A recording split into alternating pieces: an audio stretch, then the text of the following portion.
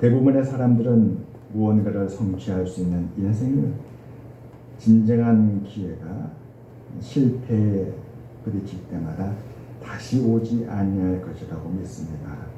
고통과 실패로 말미암아서 인생의 기회를 포기하게 됩니다. 그러나 실제로는 그렇지 않습니다. 어느 곳에 있든지 간에 기회가 있고 도전이 있습니다. 삶의 지침을 돌려놓았던 경험의 승리, 믿음의 승리를 만들 수 있습니다. 여러분 치과에 가보면 같은 경험을 하지 않았을까 싶습니다. 저도 치과에 갔던 경험이 있는데 어쩌면 이렇게 한 번도 생각하지 못했던 인생을 치과에서 치료받는 것과 비유했을까 해서 저도 마음이 공감이 돼서 여러분과 함께 나누었습니다. 어렸을 때 사탕을 먹다가 이를 많이 상했는데 치과에 가면 그 치과에서 기계 소리 있잖아요. 그 소리만 들어도 치과에 가기가 싫은 거예요. 그런데 지금도 그렇습니다. 지금도 왠지 그 치과 의자에 앉아서 또 치과 의자가 내려가고 또 이제 의사 선생님이 입을 벌리고 치료를 시작하면 마음에 긴장이 되는 거예요. 그러나 잠시 후면 그렇게 길지 않잖아요. 그렇게 길지 않은 시간에 끝나고 납니다. 끝나고 나면 그렇게 개운하고 좋을 수가 없습니다. 우리가 마음으로 생각하는 고통과 두려움이 실제와는 다르다.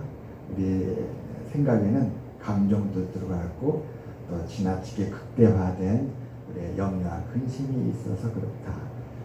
어떤 고통이라도 맞닥뜨려 보면 하나님은 우리를 하나님의 형상으로 지었기 때문에 능히 어떤 고통이든지 견딜 수 있고 그 고통은 금방 지나간다라는 것이 이 글을 쓴 사람의 의도가 아닌가 싶습니다. 사랑하는 여러분, 오늘 이 시간 주님의 전에 나왔습니다. 모든 것 내려놓고 맡기시고 하나님이 주시는 평안이 우리 심령에 충만하시기를 주님의 이름으로 축원합니다. 아멘.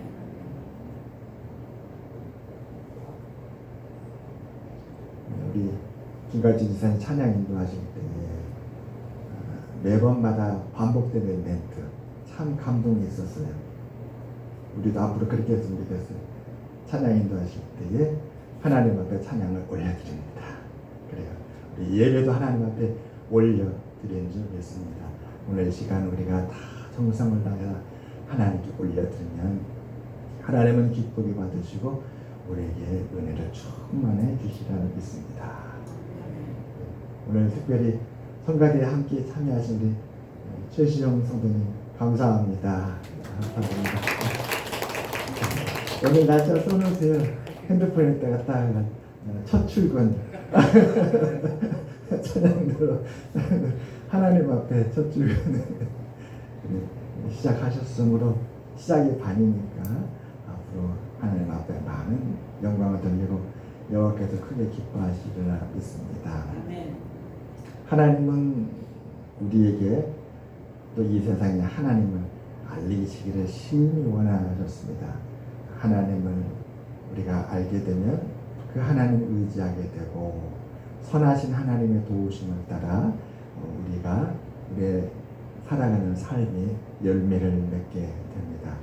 그런데 그렇게 하나님께서 하나님을 알리시려고 함에도 불구하고 세상은 하나님을 알지 못했다고 합니다. 오늘 말씀해 보니까 세상이 자기 지혜로는 하나님을 알 수 없었다. 사실 인간은 참 지혜롭지 않습니까? 인간이 이루어내는 과학과 삶의 발전을 보게 되면 참 놀랍습니다. 어떻게 그러한 지식을 얻어내고 또 발전시키는지. 그런데 그럼에도 불구하고 참 아이러니한 것은 그러한 세상이 하나님을 알지 못한다라는 것이었습니다. 로마서에 보게 되면 사도 바울은 하나님을 증거하는데 이 모든 자연 만물이 하나님을 증거하고 있다. 그럼에도 불구하고 그 증거를 눈으로 목도하면서도 사람들은 하나님을 알지 못한다는 것이었습니다. 그래서 오늘 말씀에 보시면 1장 21절이죠. 하나님의 지혜에 있어서는 이 세상이 자기 지혜로 하나님을 알지 못함으로 하나님께서 전도에 미련한 것으로 믿는 자들을 구원하시 기뻐하셨도다. 스스로 알지 못하니까 누군가의 도움을 받아야 되잖아요. 세상은 누군가의 도움을 받아야만 하는 것을 미련하다고 보죠. 하나님은 스스로 자기 지혜를 하나님 알지 못하니까 전도를 통해서 하나님을 알게 하여 주셨습니다. 그런데 전도를 통해서 알게 되는 것은 세상의 기준으로 볼 때는 미련한 것이 아니었나 싶습니다. 공부할 때도 스스로 하나를 들으면 둘을 알고 열을 아는 사람은 천재라고 하잖아요. 그러면서 비범하다 하고 굉장히 칭찬을 하고 높입니다. 얼마나 귀한지 모릅니다. 그런데 반대로 한 번 알려줘도 모르고 5번 알려줘도 모르고 10번 알려줘도 모르면 어떻습니까? 그런 학생들은 참 미련하게 우리가 생각을 합니다. 하나님은 오늘 고린도전서에서 이 세상이 그렇다는 거죠. 이 세상은 하나님께서 전도자, 누군가 전해주고 알려주고 인도해주고 그래야만이 알게 된다. 그런데 놀라운 것은 그렇게 전도를 통해서 또 누군가 알려줌으로 말미암아 믿음을 갖게 되고 하나님을 깨닫고 하나님을 믿게 됐을 때에 구원에 이르는데 이것이 하나님의 구원하는 방법이라는 것이었어요. 이것이 하나님의 구원하는 방법이라. 오늘 사도 바울은 이러한 21절의 진술을 통해서 오늘 십자가에 못 박힌 예수 그리스도, 그 그리스도가 바로 하나님의 능력과 지혜임을 오늘 말씀을 통해서 전하고 있습니다. 사도 바울이 십자가에도 예수 그리스도는 하나님의 능력이요 지혜라 이렇게 전하게 된 데는 배경이 있습니다. 고린도 전서라는 것은 고린도 교회에 보낸 편지입니다. 사도 바울은 주후 예수님께서 태어나시고 나서부터 달력이 시작되었다고 보았을 때에 주후 51년경에 이 고린도 교회를 개척했다고 합니다. 고린도 교회를 개척하고 나서 주후 55년, 그러니까 한 3년 내지 4년이 지난 후에 고린도 교회가 문제에 빠졌다라는 소식을 듣게 됩니다. 어떤 문제가? 고린도 교회 문제의 핵심은 분쟁과 분열이었습니다. 분쟁과 분열. 여러분 오늘날 우리 현대세의 가장 큰 이슈가 되는 단어 분쟁과 분열이 아닌가 싶습니다. 요즘 우리 한국 정치에 대해서도 이전에 볼 수 없었던 분열과 분쟁이 아주 극하다고 하잖아요. 서로 반대 진영에 있는 사람들은 상대방에 대해서 절대 받아들이지 않습니다. 어떠한 합리적인 조건과 또 이유를 제시하고 또 설명을 해도 원천적으로 부정하고 받아들이지 않는 그런 시대를 우리가 살고 있다고 이렇게 정치평론가들은 말을 합니다. 분쟁과 분열. 오늘 우리는 이런 극심한 분쟁과 분열을 경험하고 있는데 고린도 교회도 그랬다는 것이죠. 교회에 이런 분열과 분쟁이 있었답니다. 왜 그런 분쟁과 분열이 있었는가? 고린도전서 3장을 가게 되면 3장에 이에 대한 아주 자세한 설명이 나옵니다. 고린도 교회는 아주 훌륭한 주님의 제자들이 거쳐갔습니다. 베드로가 거쳐갔고 바울이 거쳐갔고 또 아볼로라는 대학자가 거쳐갔습니다. 너무나 훌륭한 사람들을 그 교회를 섬기다 보니까 교회에 어떤 사람은 바울을 따르는 사람이 있고 어떤 사람은 베드로를 따르는 사람이 있고 어떤 사람은 아볼로를 따르는 사람이 있고 이게 사람들이 나뉘어졌다는 것이죠. 지도자가 있다는 건 참 중요한데 지도자가 여러 명 있다 보니까 그 따르는 사람, 지도자를 따르는 사람들에 의해서 교회가 나뉘어졌다는 것이었습니다. 이런 상황에서 이 문제를 근본적으로 풀어가는 우리 바울은 이 문제를 근본적으로 풀어가는데 우리 고린도전서 오늘 본문 말씀 1장 우리가 읽었던 18절부터 25절에 아주 핵심이 되는 말씀이 기록되어 있습니다. 그것은 바로 예수 그리스도의 십자가의 도입니다. 십자가의 도.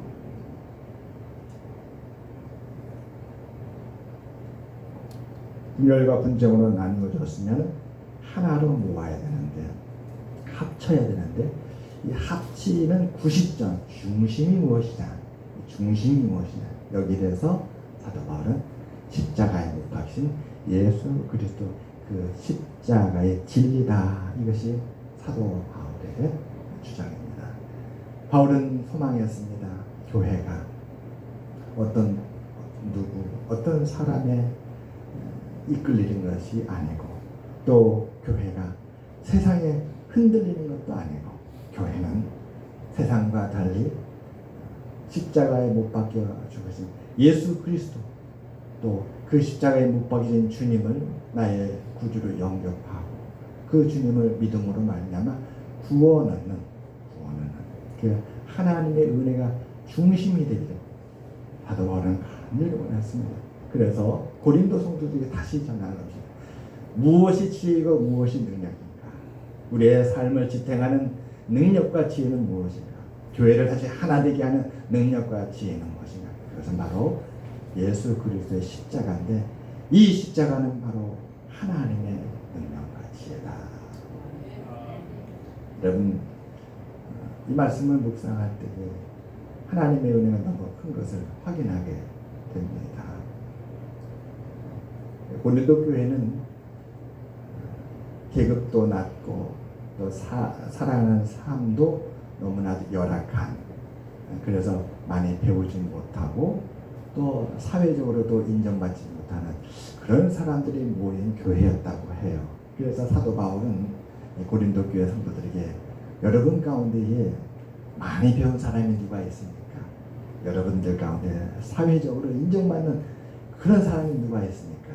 여러분은 다들 어려운 가운데서 하나님 앞에 부름하고 모여서 고린도 교회에서 함께 하나님을 예배하지 않았습니까? 그런 이야기를 합니다. 그러면서 온 성도님이 다 같이 그리스도 안에서 하나가 되기를 원했습니다. 여러분 우리도 또 주님 안에서 하나가 되시기를 바랍니다. 창세기에 보게 되면 노아의 방주가 나오잖아요. 노아가 산에 방주를 만들었습니다. 하나님께서 노아에게 산에 큰 배를 만들라 명령하였던 것이죠. 그 배의 목적은 훗날 하나님께서 온 세상에 홍수를 보낼 텐데 그때에 그 홍수 가운데서 하나님께서 택하신 노아의 가족과 또 이 세상에 남길 모든 생물들이 구원받을 유일한 구원의 방주였던 것이었습니다. 주일학교 어린아이들 위한 그 사파 일러스트 자료를 보게 되면 사람들이 산에 방주를 배를 만드는 노아를 보고 비웃는 그런 사파가 나옵니다.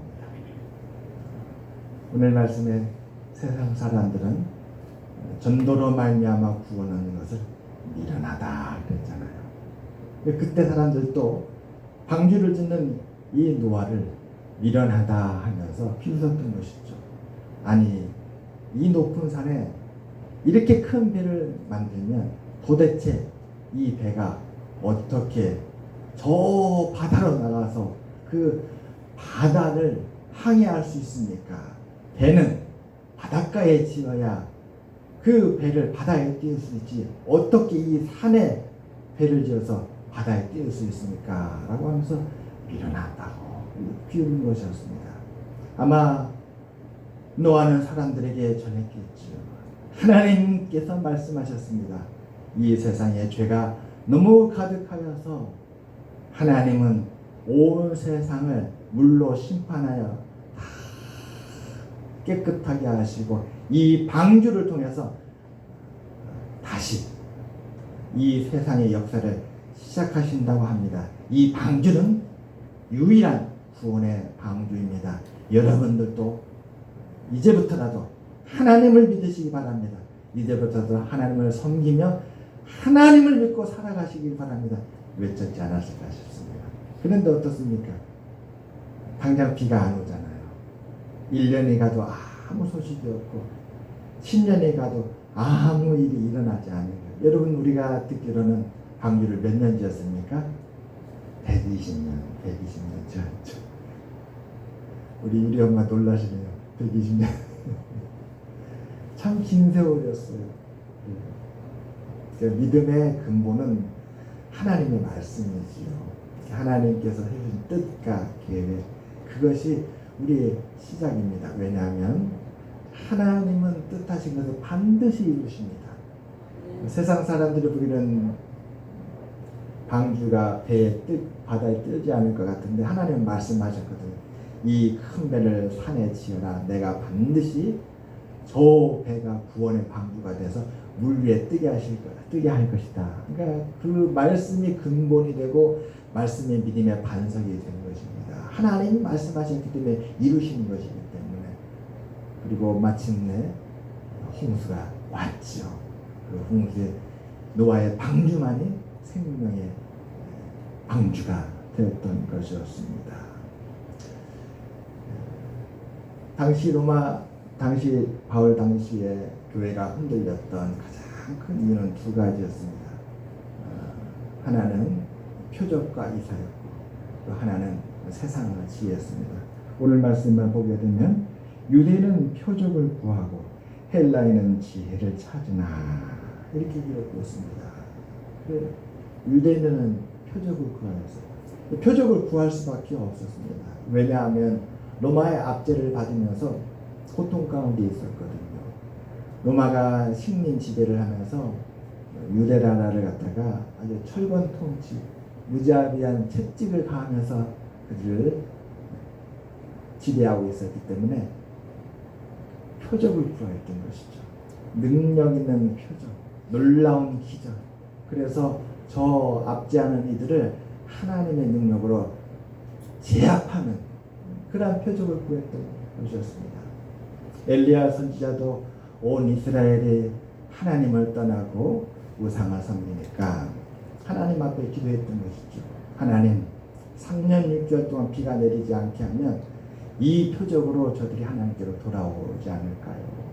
하나님은 3년 6개월 동안 비를 내리지 않아서 온 땅이 가뭄이 들었습니다. 모든 강물이 다 말랐던 것이죠. 그런데도 그들은 하나님께로 돌아오지 않았어요. 다시 엘리야 선지자는 갈멜산에 올라가서 우상의 선지자들을 불러 모으고 대결을 합니다. 하늘에서 불이 내려오는 일을 통하여서 누가 참 신인가 대결을 해보자. 나의 하나님이 하늘에서 불을 내리면 하나님이 참 신이고, 바알과 아세라가 하늘에서 불을 내리면 바알과 아세라가 참 신이다. 그 결과는 엘리야의 놀라운 승리였습니다. 엘리야가 하나님께 기도를 하는데 기도하기 전에 도랑을 파요. 크게 도랑을 파고, 그리고 제단을 쌓으며 물을 이 제단에 가득 쏟아붓습니다. 그리고 얼마나 물을 많이 쏟았는지 이 제단 주변에 팠던 도랑에 물이 가득한 것이죠. 이유는 뭐였어요? 하늘에서 불이 내려온 것을 증거하고 그것을 확실히 하기 위해서. 가짜 불이 아니라 진짜 불이다. 그리고 큰 불이다. 그것을 확인시키기 위해서 그렇게 했던 것이었습니다. 엘리야가 기도하자 하나님께서 하늘에서 불을 내리시는데 이 불의 위력이 얼마나 큰지 물에 젖은 그 제단과 제물을 다 태우고, 심지어 물이 가득한 도랑까지도 그 불이 다 핥았다, 그렇게 기록되어 있습니다. 그런데 그러한 표적에도 불구하고 이스라엘은 온전히 다 하나님께로 돌아오지 않았습니다. 도대체 하나님을 알지 못하는 이 세상에 하나님께로 돌아가고 하나님을 아는 방법이 무엇인가? 헬라인들처럼 과학적인 지혜, 생물학적인 지혜, 철학적인 지혜, 그 지혜를 찾아야 되는 것인가? 오늘 사도 바울은 십자가에 못 박힌 그리스도다 이렇게 증거했습니다. 하나님의 아들이신 예수께서 죄와 사망 가운데 있는 우리를 구원하시기 위해서 우리 대신 자신을 희생해서 십자가에 못 박히신 것, 그것만 우리를 죄와 사망에서 구원할 수 있는 유일한 길이었다는 것이었습니다. 세상은 알아요. 스스로가 죄인이고 또 죽음의 권세 아래 있다라는 것을. 여기서 벗어날 수가 없는 거예요. 단지 죽음의 시간을 미뤄놓은 것이죠.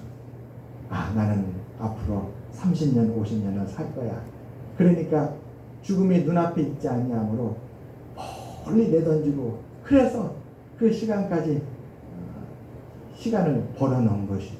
그렇기 때문에 마음 깊은 곳에는 스스로도 죽음의 권세 아래 있다고 하지만 죽음의 영향을 받으면서 살아가고 있다고 하지는 않습니다. 그러나 그 죽음이 임박하게 되면 그때는 이 죽음과 죄의 권세가 얼마나 강력한지를 느끼게 되죠. 그때에 우리를 구원할 수 있는 유일한 길, 하나님께로 가야 되잖아요. 그런데 하나님께로 가야 되는 그 우리와 하나님 사이를 죄와 사망이 턱하니 버티면서 절대 하나님께로 못 가게 막습니다. 그 길은 오직 그리스도밖에 없다는 것이죠. 예수 나를 위하여 십자가를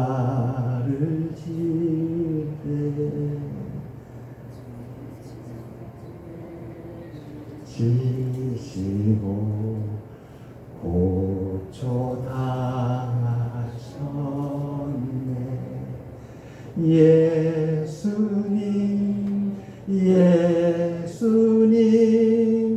나의 죄 위하여 몸에 피를 흘리니 죄인 받으소서.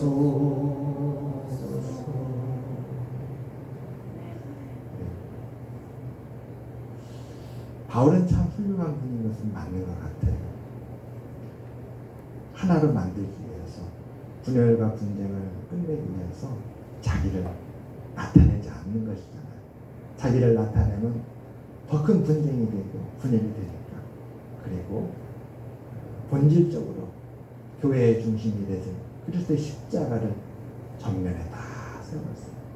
그리고 자신조차도 그 십자가에 도에 복종하는 하나 주님의 제자의 한 사람이다, 이렇게 자기를 낮춥니다. 아마 고린도 교회 성도들은 그의 편지를 읽으면서 감동하며 그리고 마음을 돌려서 더 가까이 서로 간에 위로하고 격려하고 그러지 않았을까 싶습니다. 사랑하는 여러분, 오늘날도 우리가 사는데 지혜가 필요하고 능력이 필요합니다. 하나님은 우리의 지혜와 하나님의 능력입니다. 우리의 능력입니다. 그 하나님으로 가는 길, 하나님께서 우리를 기뻐하시는 길, 하나님께서 우리를 위하여 능력과 지혜를 베풀어 주시는 그 길, 그것은 우리가 그리스도를 본받는 것이라고 봅니다. 예수 그리스도를 본받으면 하나님은 크게 기뻐하사 우리에게 구원의 능력과 구원의 지혜를 주실 것입니다. 첫째는 우리의 삶에 우리를 고통하게 하고 절망하게 하고 우리가 심히 두려워하는 삶의 그 문제로부터 우리를 구원해 주실 것이며, 둘째로는 죄와 사망 권세 아래는 삶으로부터 영원한 구원을 주실 것이며, 셋째로는 하나님께서 약속하신 모든 것을 다 이루어 주시는 그 구원의 역사를 우리에게 허락해 주시라 믿습니다. 기도하겠습니다. 하나님 아버지, 오늘 이 귀한 예배 하나님께서 사랑하는 우리 모든 성도님들을